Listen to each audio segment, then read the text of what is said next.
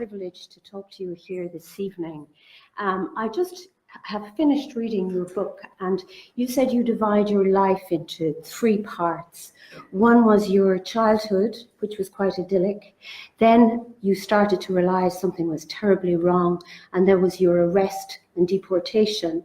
And then it was finally how you reconstructed your life after the Holocaust. But I might start perhaps with the 4th section of your life, which is all you have done on your mission of remembrance. Yes. So we're here to commemorate Kristallnacht and also to remember the Holocaust, in which 6 million Jews lost their lives. And if I might, before we revisit Slovakia of your youth, you must feel disheartened at times and think that it seems like we have forgotten.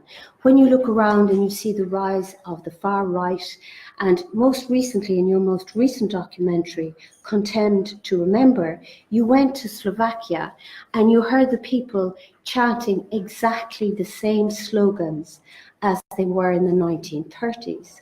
So if I can start by asking you, are we returning to that horrible decade? Well, it's very disheartening. I visit Slovakia very often. Nearly every year I go in there. It's a beautiful country, but unfortunately, the nationalists and people that did so much damage during the 30s and 40s. Today, the Slovak people are again admiring them. Yes. And we were filming there at the time. And we could see some of the people marching and with the fist in the air, shouting Slovakia for Slovak. And these were the slogans that I remember from late 30s and the 40s. I wanted to meet the leader of this group, and we wrote letters from here in Slovak, in English, emails to make appointment that I can interview him. I had only 4 questions for him, but they were very important to find out that this man, dressed in the uniform of the Hlinka Guard, yes, used to come to his office. He was elected mayor of a city called Banská Bystrica, and in this city, in 1944, in August, there was an uprising against the regime that was led by Tiso, the fascist government. And it happened in Banská Bystrica. At this uprising, it is estimated that around 15,000 Slovaks, I'm not talking about the Jews, lost their life. And I just couldn't comprehend how these people forgot in such a short time and voting for this man to be their mayor. Thank God since then he lost his mayor position, but he's still in the government. And I just got an article today from my producer, Jerry Gray, where in Slovakia they wanted to copy the program that BBC had about the Great Person of the Year, was it? Or, yes. Not Great Person of the Year, but the greatest person in Slovakia. Britain, yeah. Okay. And the people, of course, voted for Churchill. And they wanted to copy this program in Slovakia. And who did they put as the most person? Joseph Tiso. I mean, unbelievably, since then, this happened only in the last couple of days. There was so much resistance that he was withdrawn from the thing. But there is a group of Slovaks that seemingly forgot. And just to tell the people here, to remind them that Joseph Tiso was the man who declared independence in Slovakia in 1939 and went on to send 70,000 Jews to their deaths. Yeah, yeah. So that's what's happening today. So if I can take you back, one of the things you've said is that words are very important.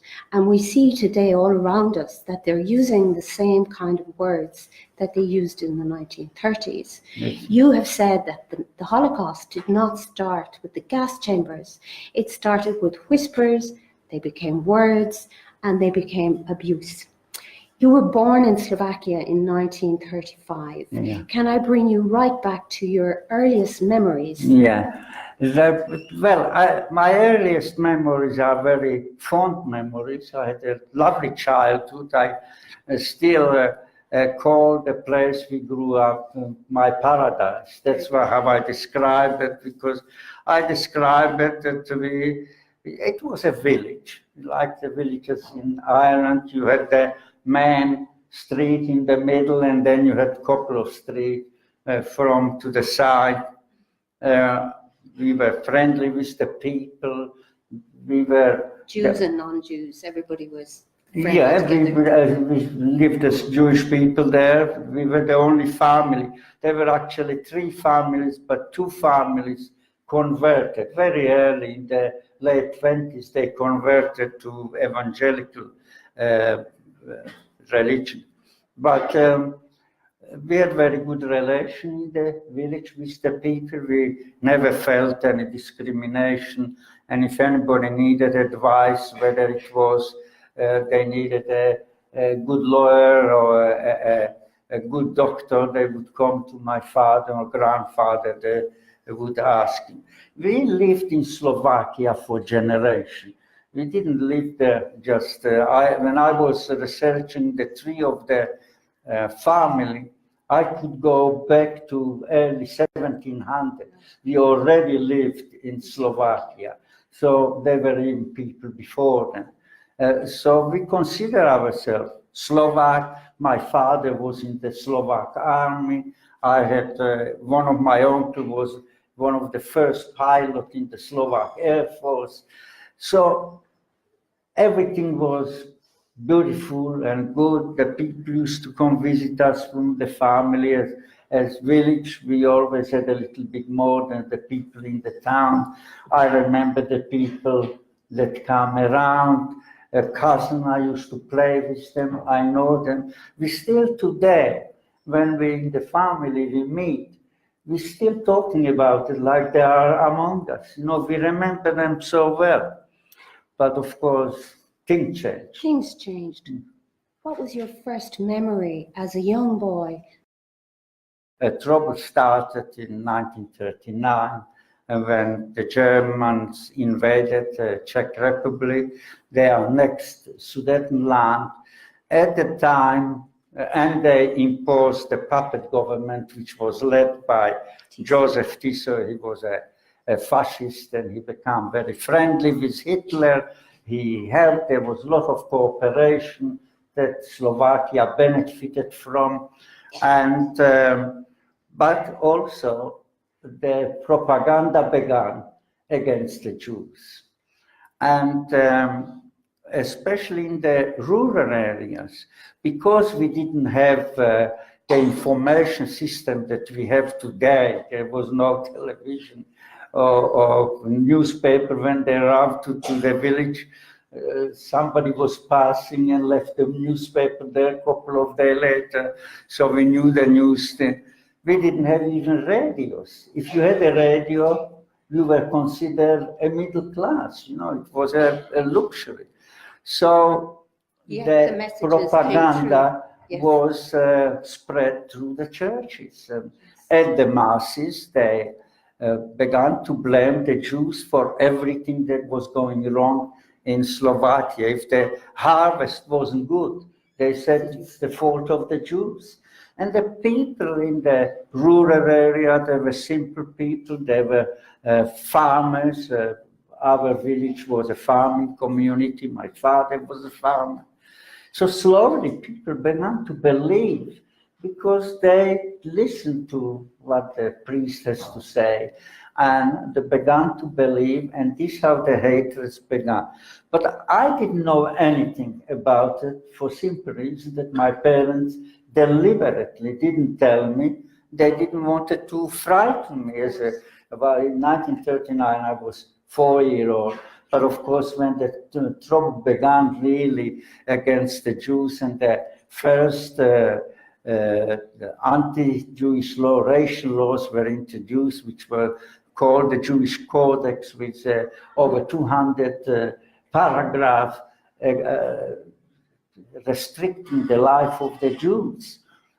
I wasn't told, because at the time I was 6-year-old, I was already in the school, but of course in this Jewish Codex, one of the paragraphs was that we Jewish children were not allowed to study in school, in the national school. So I was kicked out, and I was sent to a neighboring town which had a quite a large Jewish population, about 5,000, and there were several Jewish schools, and I was sent there. And that was the first time that I realized that I'm different. In the Jewish Codex, the other paragraph was that any Jew from the age of 5 had to wear a yellow star on the left side. Now in the village, we didn't wear the yellow star because there wasn't police. There was nobody there to impose the law. Therefore, I didn't know even about the yellow star. But when I was in the city, I never forget it. My aunt was sewing the yellow star on my coat. And in my innocence, I asked, what is that for? And she said, it's nothing, we are Jewish.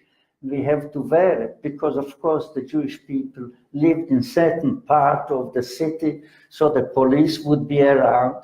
And if a Jewish person didn't wear the yellow star, he would be arrested and fined very severely. So my aunt went with me to the school, and because the Jewish people lived in certain part of the city, the community hall, the synagogue, the school was very near to us. I think we were about 200-300 yards from the school.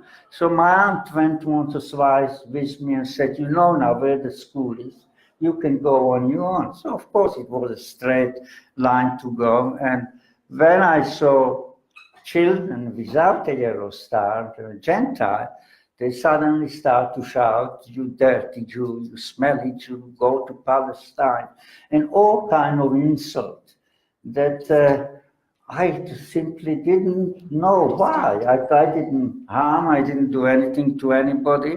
And of course, this time it became more aggressive. They would start to spit at me, they would start to throw stones for me or after me. So that was the first time that I realized this was in late 1941 as a 6-year-old. The saddest things you said as a 6-year-old is that you used to play in goals with your friends. Yeah. And they would say Tommy, and then suddenly you lost your name. They used to say the Jew is in Well, goals. that's how it crept really. Yes. It wasn't even anti-Semitic for the children probably. Now, my brother is 4-year-old, so he played with the football there, and his name was Miklos, and normally they would say Miklos passed the ball or pass the ball to Miklos and so on, and suddenly one day he wasn't Miklos, passed the ball to the Jew. That's in a small way, it just suddenly they heard the parents talking about the Jews and think, suddenly we were not Tommy and Mickey, we were all the Jewish children. And that's how this slowly began to creep. So it didn't, as I said, it didn't start with gas chamber. It started with little things.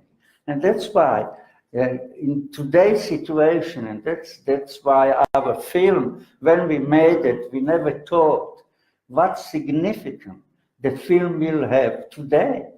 And it's so important that we educate the young people, that they don't become a bystander. They see something happening, somebody is abusing somebody else, whether it is a different religion or different color skin, and if nobody says anything, that's when we have to teach them, when you hear it, when you see it, stop it, and that's very important.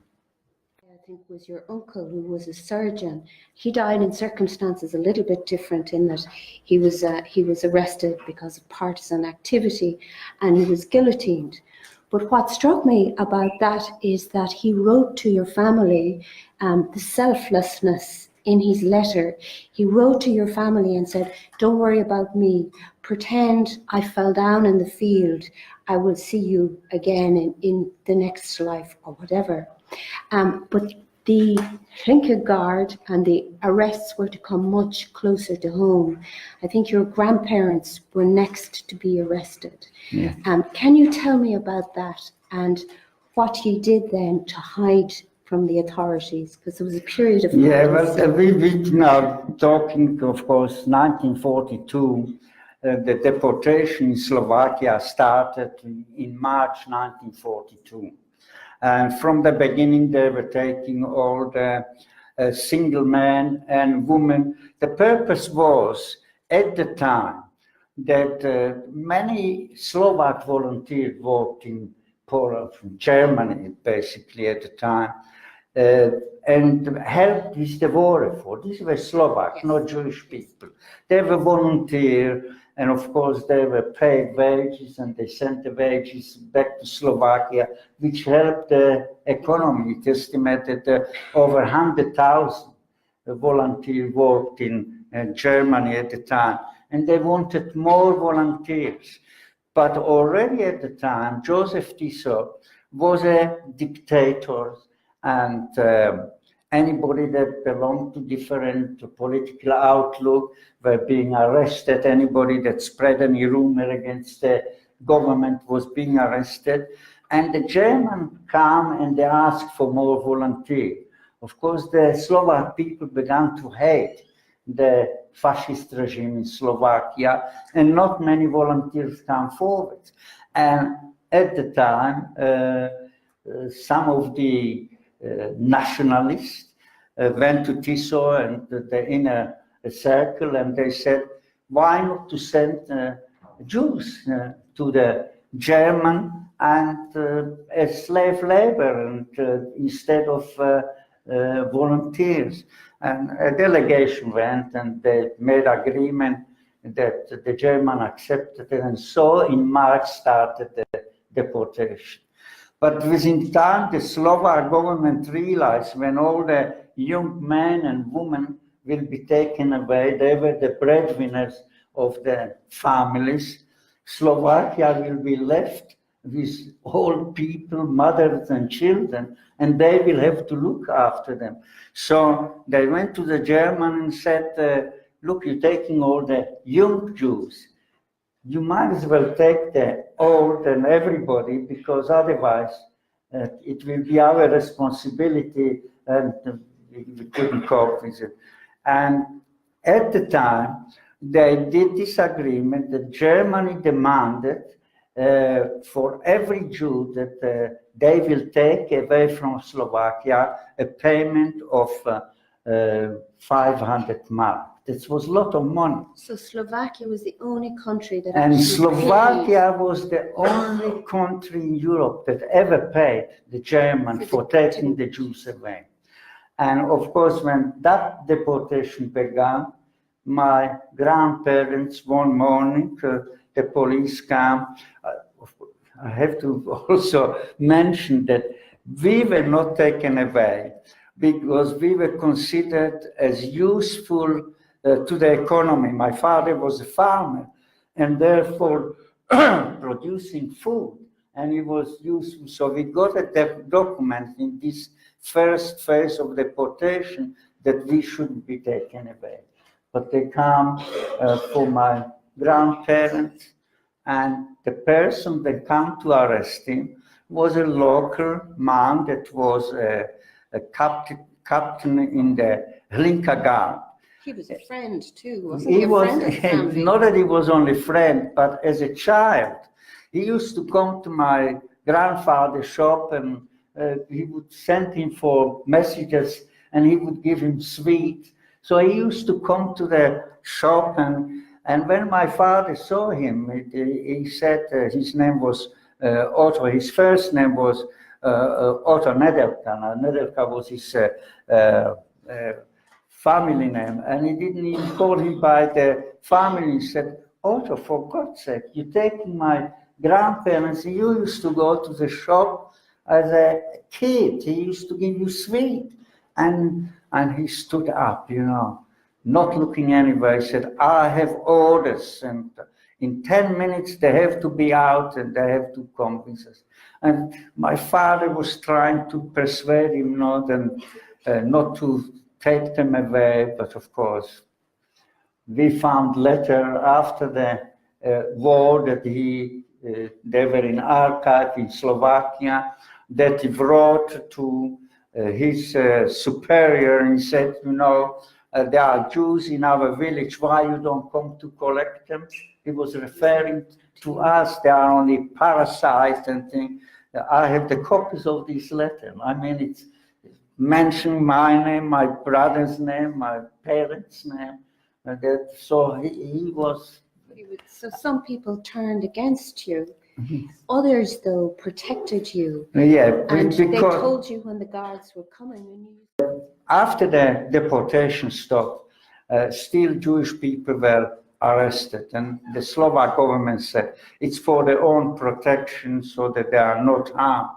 But really the Jewish people didn't believe this. They thought that they're going to take them into this camp, so they will have them all in the camp, and then they will start the deportation again. They won't be needing to look for them. They will have them all in these camps. And so that we didn't believe this. So when we heard that the police was in the neighboring village, and this was by the local people, they would warn us. The police is in the neighboring village. They come into our village for you.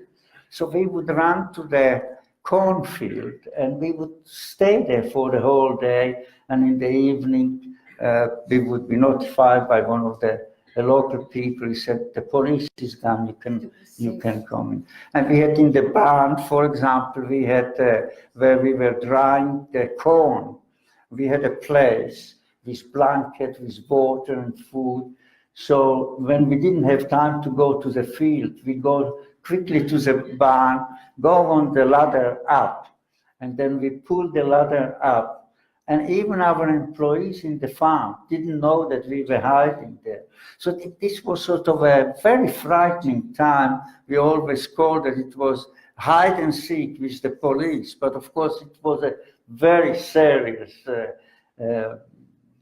activity, not a game, you know, because we knew if we are caught already, the news were filtering what was happening in the extermination camp. So of course we were very frightened. It was very frightening time. Sometimes you said, Tommy, that if you didn't have time to go to the barn, you hid in a haystack and stayed there for hours. Yeah. But can you tell us, you were aware a little bit, you were still very young, you were maybe 8 at this stage, Yeah. but you must have been aware that something awful was happening. Yeah. And for a child to sit for so long was... Yeah, I mean, in the haystack, it was behind the house. This was really last option because it was not very pleasant. Yes. You know, we before then as children we used to play in the haystack. You know, you pull out the hay and you have little tunnel going in and all this. So we had a place like this. So we would just go like rabbit into the thing to hide and wait a couple of hours. So it wasn't very pleasant. Yeah. And if Tiso was a Catholic who used the church to persecute Jews. He was also a local Catholic priest who actually helped you to get... Yeah, we were, my parents were very friendly with the local Catholic priest. He didn't preach hatred. He was a good man. He preached Christianity. Slovakia was very Catholic country still today. People are very good and everything. And my parents used to socialize with him. And the basic reason was that he was Hungarian. And he sort of spoke very broken Slovak. So my parents were educated in Hungary. And he couldn't speak to people in the village. He did the service and everything. But he had the opportunity with my parents to speak and laugh and joke in Hungarian. Now, Hungary and Slovakia, they were quite enemies. So when Tiso, you see, Tiso is famous because he was the one that declared Slovak Republic. And therefore, today, these people that are following him, they say Tiso was the father of Slovakia. In other words, before it was Czechoslovakia, then it was Slovakia.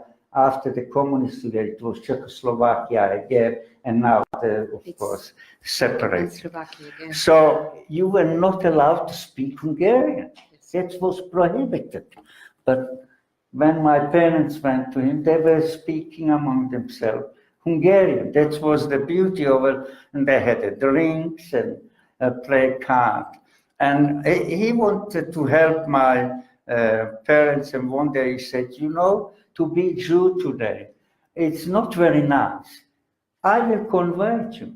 But my mother said it wouldn't help us anyway because the law in Slovakia was that they will recognize conversion only if you were converted before 1922. Because the Jews did anything to save their lives. So many converted. They thought that that will save them. But of course, they did it only to save themselves. And later on, even the people that converted in 1922, they were also not respected. He did make you papers, though, didn't he? He gave you false papers. Yes, so what happened when was the uprising? Slovakia was occupied by Germany, and then the deportation started again. And we knew that no document will help us now. They will join the Hlinka Guard, the Slovak police. They will be very efficient. They will put spies all over the place and spy on the remainder of the Jews. There were still about 25,000 left out of the 90,000 Jews that lived there. And we knew if you stay in the village, sooner or later somebody will betray us. We didn't know who was our friend, who was our enemy. We decided to leave, but with our name, we wouldn't have got very far because Reichental is sort of a German name. We were not German. They would have known right away that we were Jews. At every tram station, every crossroad, you had guard and you had to identify yourself. So we went to Father Harangozo, and my mother said in one of the card plays, she said, you know, Father Harangozo, we need help now. Could you get us false paper? And within a couple of days, he got it for us. And the names that we had was Vida. Vida is a typical Slovak name like Murphy or Connor. It's a typical Irish name. So we could travel with the paper. Nobody would know that we were Jewish. He also suggested that when we're going to live in this new place, the children have to go to a school, and we wanted to pretend that we were Roman Catholic. He said, before you leave, the children should come to me and I will teach them a little bit about the Roman Catholic religion. We used to go there every day for about 3 weeks, and he taught us about the prayers that the children pray before the day started, about the holy days in the calendar, about the station of the cross, how to cross ourselves, how to make a grace, all these little things. So when we went to the school, that they would think. Now, I have to stress this, that what he did at the time for us, the priest, if he was caught that he gave us false paper and that he taught Jewish children, he wouldn't have been put on trial. He would have been taken out of the church, put to the wall, and they would have shot him. So he really, it was very heroic, but he really could have got himself in terrible trouble. And I was, after the communism fell, I went to visit Slovakia. I went actually to the grave, and there was his picture, and they took the picture of the grave, they photographed it, and they gave me the picture, and I think it is in the book, the picture of the priest. I went actually to his grave. He died in 1976, and I was there in 1989. And I went to his grave, and sort of in my own way, thanked him for what he did for us, because he really could have lost his life. And it was your mother and the two of you and her mother. And then, but even the papers didn't save you. You were actually arrested. Can you tell us what happened, and then the subsequent deportation? That might be, well, we were arrested, of course, in Bratislava. We were going to move to another place. You want me to describe the whole thing, what happened? Yeah, we just, so your mother went to your grandmother.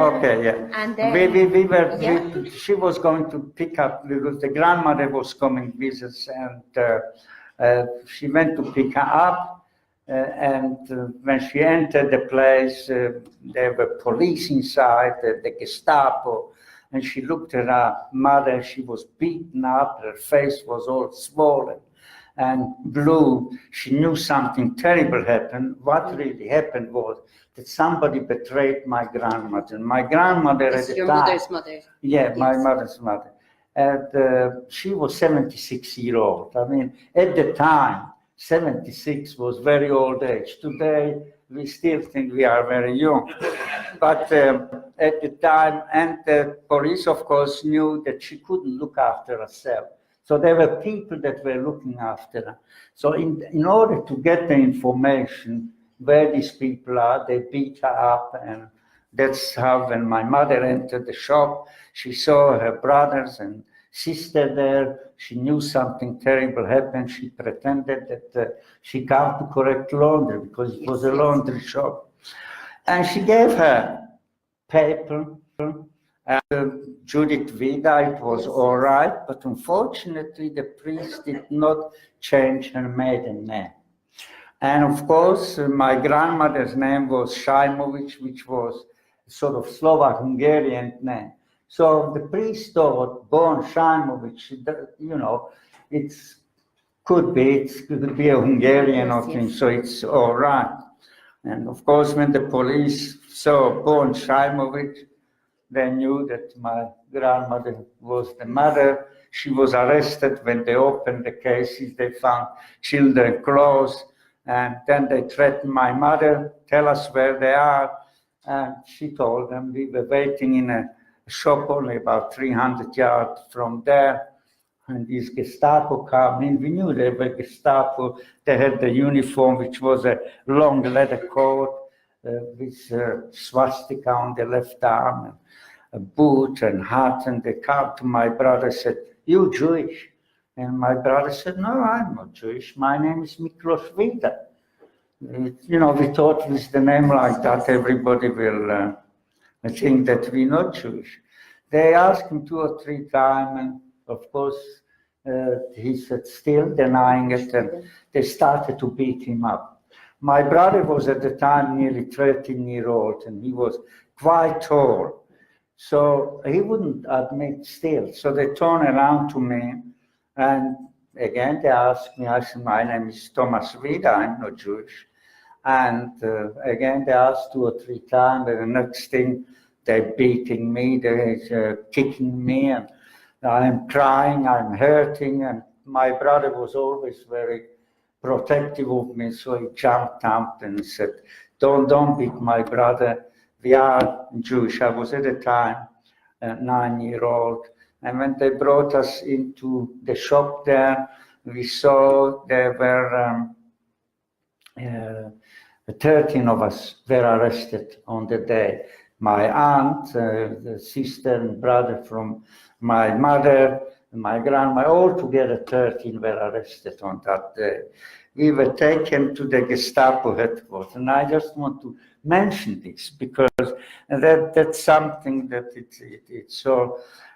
So my mother had the document, the false document, and she knew that if they find the document, they will start to investigate where she got this document. And the people that did it was the priest, and she looked around. We were in the cellar, and there was this plaited carpet in the cellar.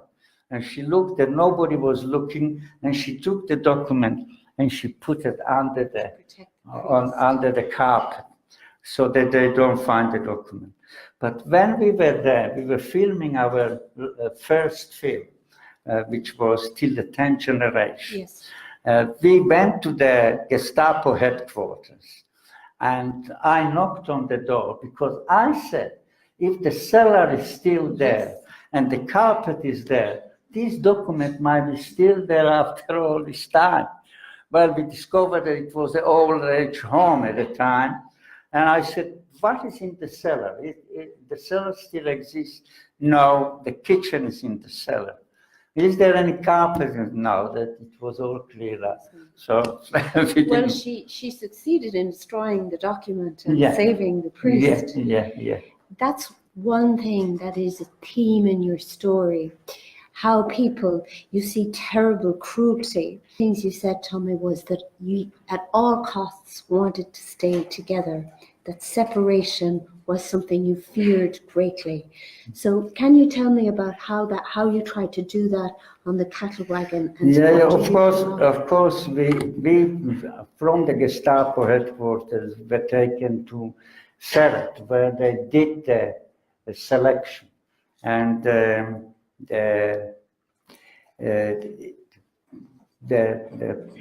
German officer, his name was Alois Brunner, and he was the man that did the selection. I remember when our family, he played the god. Basically, he decided who is going to live and who is going to die. So we were on this, we were called to a roll call. It was on the 2nd of November, 1944, and our family was called in front of him. You go there, you go there, you go there, you go there. So 13 of us were split. 7 went to the right. There were my aunt and uncle, people that were healthy and young. They went to the right, and to the left, my grandmother, my aunt, my cousin, my mother, my brother, and myself. At the time already, the adult among knew what that meant. I didn't know. Again, I wasn't told about it. That these people are going to work and they have chance to survive. These people are going straight to the gas chamber. And we were very lucky. We were put into the cattle car and we were destined to go to Auschwitz. This was 2nd of November. From my research, I discovered that on the 7th of November, the gas chamber in Auschwitz were blown up by the German army because they were preparing to retreat, and they didn't want the Russian liberated Auschwitz, find these gas chambers. So they blew them up, and therefore we were diverted towards Berlin and then up north to Bergen-Belsen. We were the first transport from Slovakia with children, mother, and old people that didn't go to Auschwitz. If we were caught a week or two earlier, I wouldn't be here. So we were the first people that were diverted. Bergen-Belsen was a detention camp, not an extermination camp. But unfortunately, the 7 people that went to the right, and there was the husband of my aunt. My aunt didn't have even time to kiss him goodbye or anything. The uncle and aunt, we just waved and said, when all this is over, we will be reunited, everything will be all right. But these 7 went, most of them, to Buchenwald and Sachsenhausen. Buchenwald was a slave labor camp. People worked in stone quarries in November, December, in winter, very cold. They worked 12 hours a day with very little food and water, and therefore the life expectancy in Buchenwald was between 2 to 3 months. So unfortunately, out of the 7, only 1 person survived. It was my cousin, he was 15 years old. The rest of them all perished. So when we waved them goodbye, when my aunt waved goodbye to her husband, it was the last time we saw them. And when you arrived in Bergen-Belsen, what was it like? Well, I always say the only word I can use, hell on earth, that you can't describe it any other way. What we saw was skeleton walking around, with shaved head, with striped uniform. We didn't know if they were women or if they were men, because you couldn't see any attributes. They were just skeleton. It took a couple of days that we realized, we were told, we found out that they were women, and there was a hospital not far from where we lived. And these women used to come from the hospital. Now, the hospital wasn't there for curing people. The hospital was there where the people died. When you were very sick, they put you in the hospital, and that was the end of it. And we used to see these women walking around. And as they were walking around, sometimes they would fall down. And as children, we used to play. And when we saw she fell down, we stopped to play, and we would watch what's going to happen next, because we realized what is happening. Most of them never got up. But the one that got up, we always said, oh, thank God, she has another day to live. And so basically, we saw people die in front of our eyes. I mean, it's indescribable, yeah. And yet, in all of that, I think your Auntie Margot was quite a strong woman. I think was she the first woman in Slovakia to run a dental technician. That's right. She was a very, yeah. She became the leader, if you like, of your hut, and she helped you to get food. But the food rations, I mean, you were a young growing boy. Can you tell us a bit about the hunger and the cold? Yeah, well, that's yeah.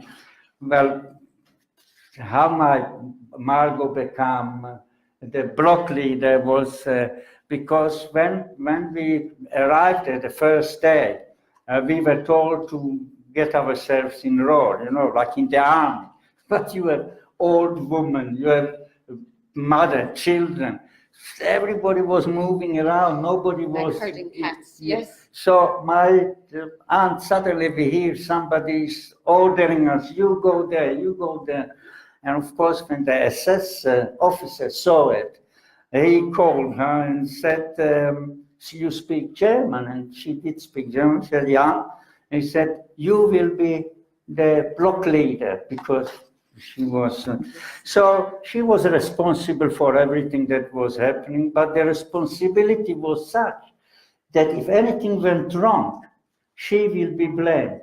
And the officer said it straight away, said, if something is not right, if the place is not kept how it should be, it's your responsibility and you will pay for it.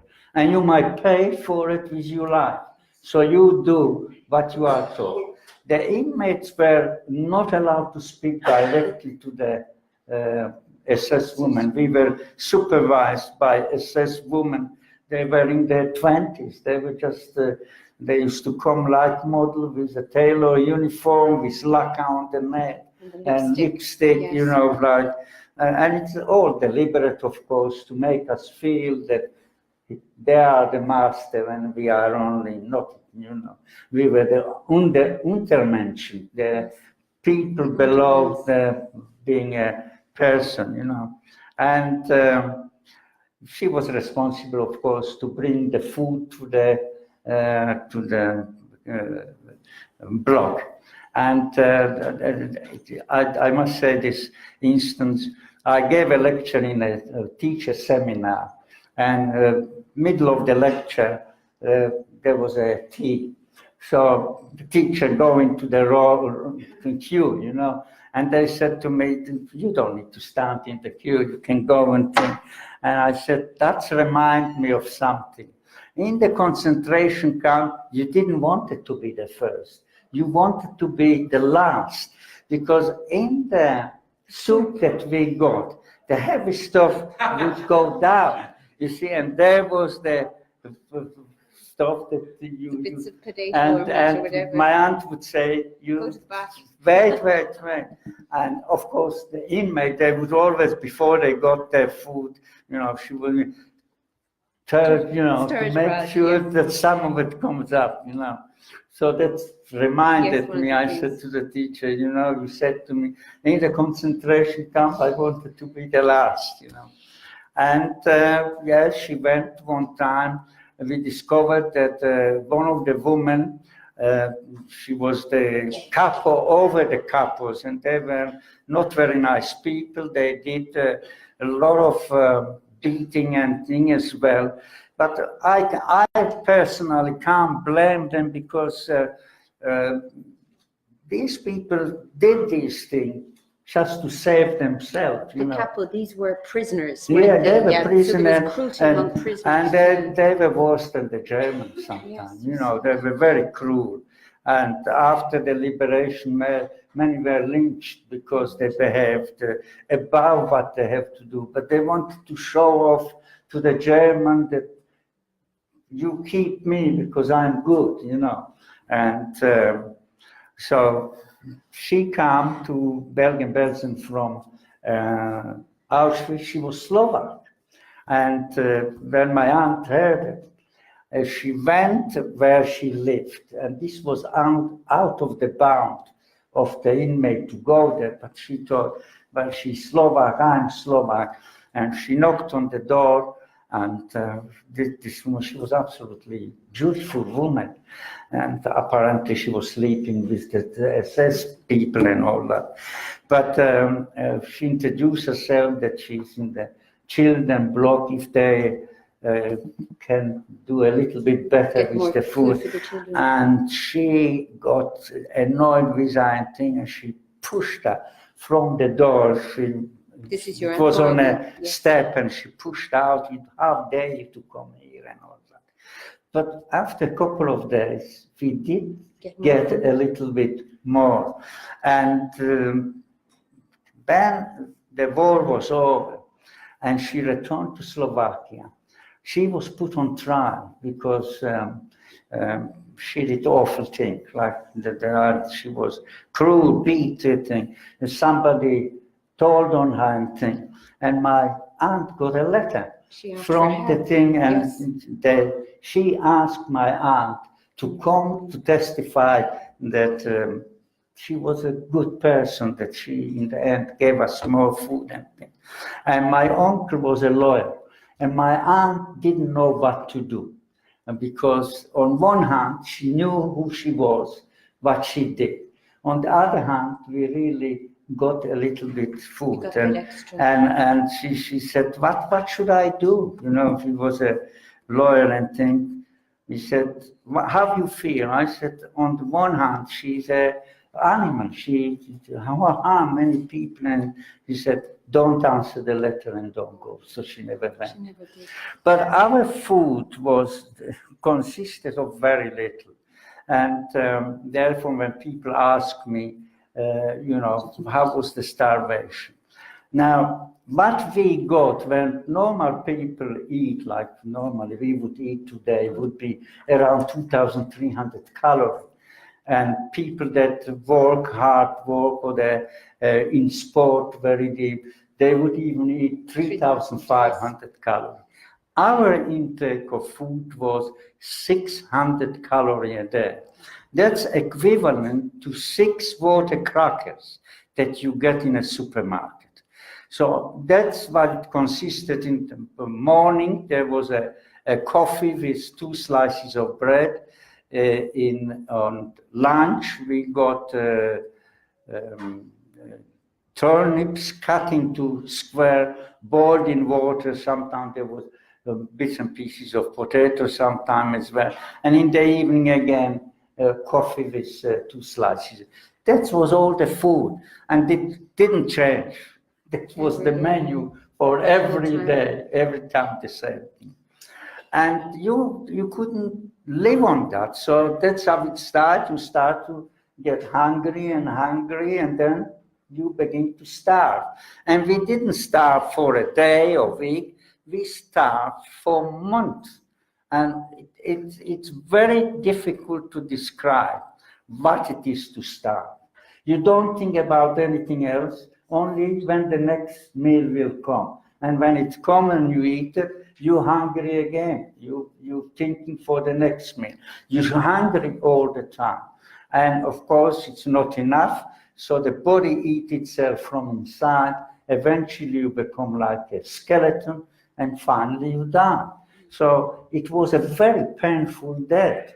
And some people couldn't bear it. So during the night, they just would get up and would run against the barbed wire, the perimeter, start to climb on the perimeter, and the guard in the watchtower would see them, would shoot them. We would hear the shots being fired during the night. In the morning, we would see the corpses over the barbed wire.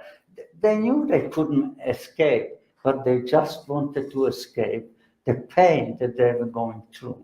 So it was horrific. You see all the time the death around you. And Tomi, you said too, you kind of got, I think just before the liberation, there was a typhus epidemic as well. So literally thousands of people were dying. And you described how the corpses were built up and there was a stench. And yet there were times you'd play Nazis and Jews, like, cowboys and Indians, and you'd hide behind them. Yeah. So yet, though, Well, the thing was, we had a crematoria in the camp, and the crematoria was there to burn the corpses. Basically, the German thought that they will win the war, and after the war, they would be able to bring people to Bergen-Belsen and say, nobody died here because there were no any graves or graveyards.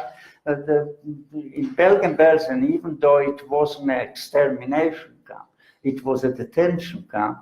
In Bergen-Belsen, over 70,000 people died.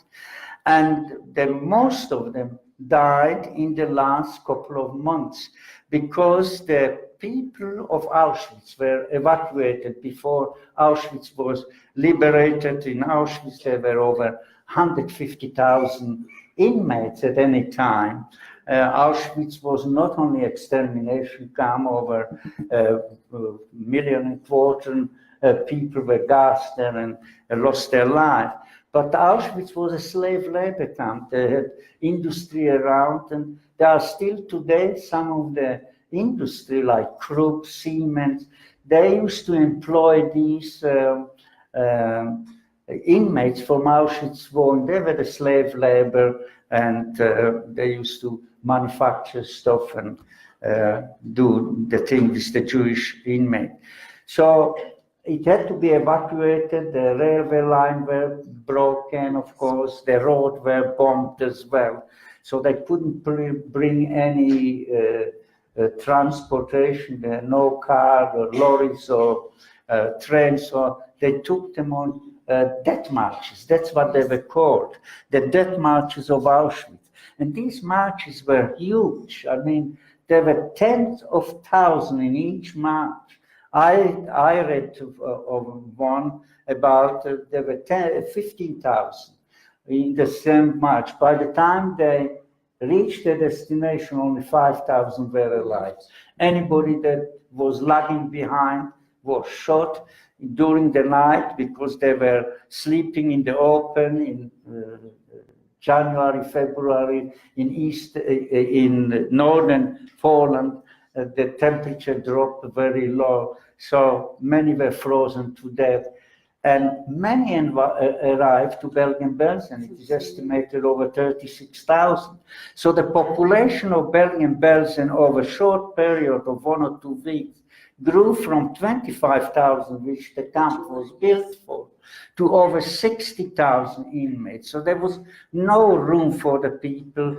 They were put in blocks that were built for 200, 250 people. Suddenly there were 600, 700, and I heard even somebody said there was 1 or 2 with 1,000 people. So you can imagine if suddenly so many people were in such a small space, epidemic of typhoid broke out, and people began to die in the hundreds. It is estimated in February, March, and April, 500 people died per day, 17,000 per month.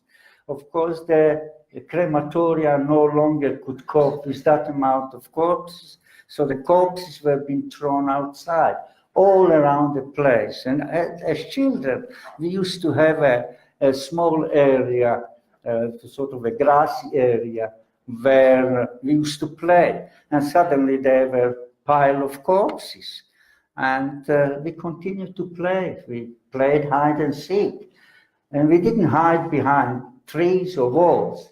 We hid behind piles of corpses. These corpses were decomposing and rotting away. So the stench was unbearable. The British Army, when they were about 2 miles outside of the camp, they said that the stench was unbearable. And we lived in the middle of it. We got used to it, and we, as I said, we played among these corpses. I mean, I can't even imagine when you hide behind bar and looking at the corpses, they're looking at you. I mean, it's indescribable. You know? Tomi, I'm just keeping an eye on the time, and I'm going to ask you just to it to the audience. Yeah. So one of the things, it's indescribable indeed what you describe. And in 1945 in April, the British Army liberated you. And there was one little thing in your book that really struck me. They were trying to feed people and build them up. Sometimes they couldn't have the food because it was too rich and they died. But a consignment of lipstick arrived, and they thought this was useless. But on the contrary, it made such a difference to the Jewish women who had felt so dehumanized for so long. Yes. My question to you is, because in hearing you, you have an incredible lack of bitterness. And I would like to ask, how did you rebuild your humanity after going through all that? Well, there was one proverb that I sort of use, and this is that I made peace with my past, so it doesn't spoil my present. And that's what I did. I didn't speak about my experiences for over 55 years. Not because I didn't want to speak about it, I just couldn't. I lost my wife in 2003. And she didn't know anything about it. I never told her. She only knew that I was a Holocaust survivor, that I was in Bergen-Belsen, but I never talked anything about it. And for television, there was some documentaries, and I just would simply switch over to another station. I just couldn't. But eventually, after I retired, I began to write to some magazine, couple of articles, and the media come on to me, the television, the radio, and that's how it started. And Lynn Jackson is here. She one day rang me, and she found out about me. And she talked, we started to talk, and both of us were crying, because at the time it was so fresh to me. I never talked about it to anybody. And then she asked me on one of these commemorations if I would read one of my stories. And I said, I couldn't. I would break down. It's still so fresh in my head. If my son can do it, and he did it. He read my story at the commemoration, which we do every year in the end of January in the Mansion House. But yes, I quite the opposite. I can't, sometimes I was in one school, for example, I gave the lecture, and after the lecture, the teacher came to me and said, there are 4 girls, they want to ask some questions. They didn't want to ask when the question and answer were out. And I said, of course, no problem, just before I was going. And they stood all in front of me and said, we are German, you're hating us, And I said, not at all, quite the opposite. I think you're very brave. The young people of Germany set up a democratic state, and it's thanks to the young people. I'm admiring it after what happened, what they built up. And in fact, until today, they lost that Germany has, as far as the Holocaust is concerned, are the harshest people criticize or anything like this. So I have no thing. I met quite a few Germans as well when we were filming, and people. I met people that their fathers were involved in the most atrocity that a person can describe. They were in the Einsatzgruppen. I met a group of about 12 of these people that they come out with this, and they condemned the father, and they only found out what they did after they died, when they discovered the diaries that they wrote during the time that they thought Germany will still win the war. One of them was in the Einsatzgruppen. He was an officer, and he was involved in 70,000 deaths. And his son, he is now carrying this baggage. Yes. He promised us that he will come with us to the killing field, and we will film it there. And when it's come to it, he said, I'm in my mental state, I'm unable to do it. He's suffering so much from this. So there are some people, unfortunately, there are not many of them, but there are some people that, because the Holocaust, every German family had somebody in the war. Everyone did something. So when I studied in Germany after the war, and when I spoke to people that were in the late 30s, 40s, I always asked myself, what did they do? They were somewhere, and you never knew, but they were very good to me. They couldn't do more because they carried this complex, they had. But it was always taboo, it still is, in the families to talk about it, because somebody somewhere was involved in something terrible. And Tomi, I think everybody who is here realizes how exceptional it is to have your testimony. Thank you so much for reliving your past with us. Thank you. It's such an honor. Thank you.